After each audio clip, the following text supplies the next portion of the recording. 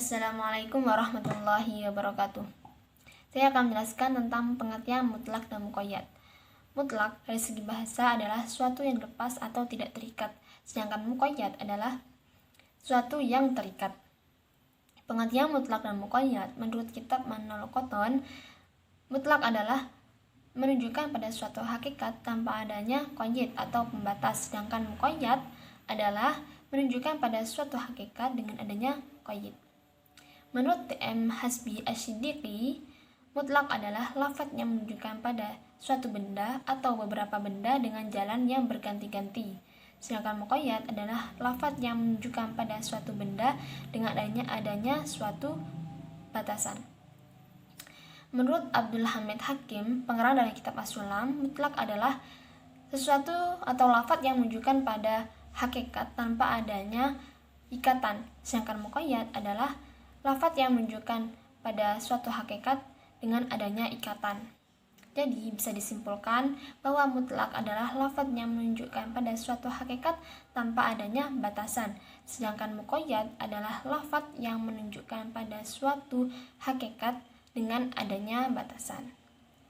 Baiklah, lanjut untuk ke contoh lafaz mutlak dan muqayyad.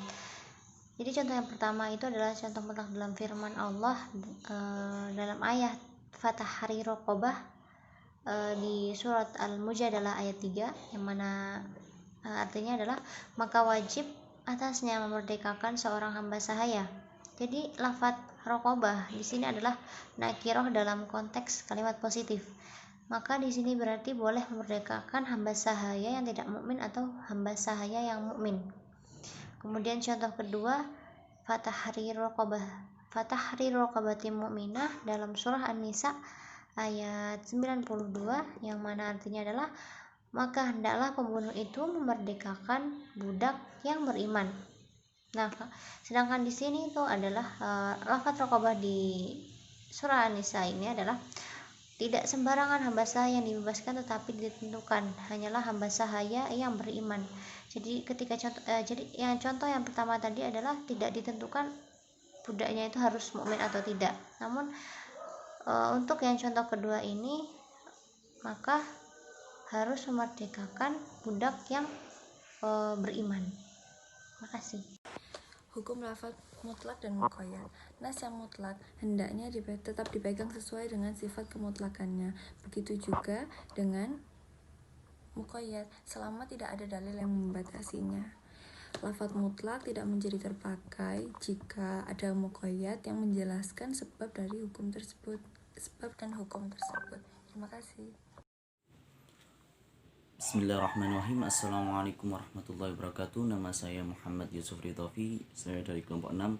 Di sini saya akan menjelaskan sedikit mengenai pembagian lafaz mutlak dan muqayyad, atau juga biasa disebut dengan macam-macam pembagian mutlak dan muqayyad. Dalam hal ini pembagiannya dibagi menjadi 4. Lafaz mutlak dan muqayyad mempunyai bentuk-bentuk yang bersifat rasional atau bentuk-bentuk yang bersifat realistis. Antara lain yang pertama, sebab dan hukumnya sama, yaitu mutlak harus ditarik pada yang muqayyad, artinya muqayyad menjadi penjelasan yang mutlak. Dalam hal ini ada kesamaan hukum dan sebab yang menimbulkan hukum pada dua nas berbeda. Dalam kaitan ini, para ulama sepakat menetapkan bahwa nas mutlak harus dibawa kepada nas muqayyad sehingga pemahaman terhadap nas itu sesuai dengan ungkapan muqayyad. Contohnya seperti lafaz puasa untuk kafarah sumpah. Lafaz itu dalam qiraah mutawatir yang terdapat dalam mushaf diungkapkan secara mutlak, yang bunyinya ada di surat Al-Maidah ayat 89. Faman lam yajid fasiyamu salasati ayyamin dzalika kafaratun ila akhir.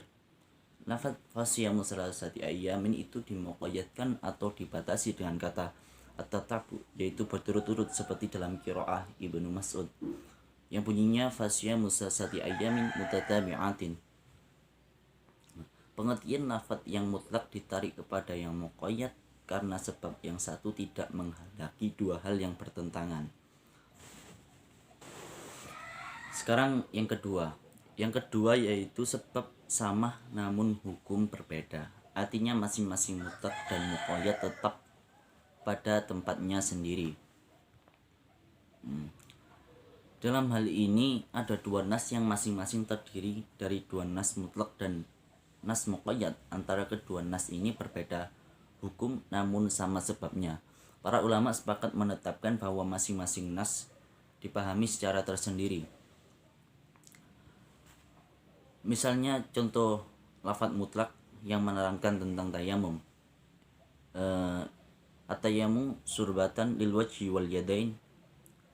Terus ada lafadz contoh yang muqayyad yang menerangkan tentang wudu. Yang Al-Maidah ayat 6 yaitu yang bunyinya faksilu wujuhakum wa aidikum ilal marafiq. Di situ ayat yang muqayyad tidak bisa menjadi penjelas hadis yang mutlak karena berbeda hukum yang dibicarakan yaitu wudu dan tayamum meskipun sebabnya sama yaitu hendak sholat atau karena hadas. Yang ketiga yaitu sebab berbeda namun hukumnya sama. Dalam hal ini ada dua pendapat. Yang pertama dari pendapat mazhab Syafi'iyah, yang kedua dari mazhab Hanafiyah atau Malikiyah. Dari mazhab Syafi'iyah sendiri pendapatnya yaitu mutlak itu harus dibawa kepada muqayyad. Dan untuk pendapatnya mazhab Hanafi dan Maliki berpendapat bahwa mutlak tetap pada tempatnya sendiri, tidak dibawa kepada muqayyad. Contoh sekarang contohnya yang mutlak yaitu disebut dalam Al-Mujadilah ayat 3 yaitu walladzina yudhahiruna min nisaihim tsumma ya'uduna ila akhir. Dan contoh yang muqayyad adalah waman qatala mu'minan khata fatahriru raqabatin mu'minatin. An-Nisa ayat 96. Kedua ayat di atas berisi hukum yang sama yaitu pembebasan budak sedangkan sebabnya berbeda. Yang ayat pertama karena zahir dan ayat pertama karena zahir dan ayat yang kedua karena pembunuhan yang disengaja. Dan pembagian yang terakhir atau yang keempat yaitu sebab dan hukumnya berbeda. Sebab dan hukum berbeda. Dalam hal ini masing-masing mutlak dan muqayyad tetap pada tempatnya sendiri. Yang artinya muqayyad tidak menjelaskan mengenai nas yang mutlak.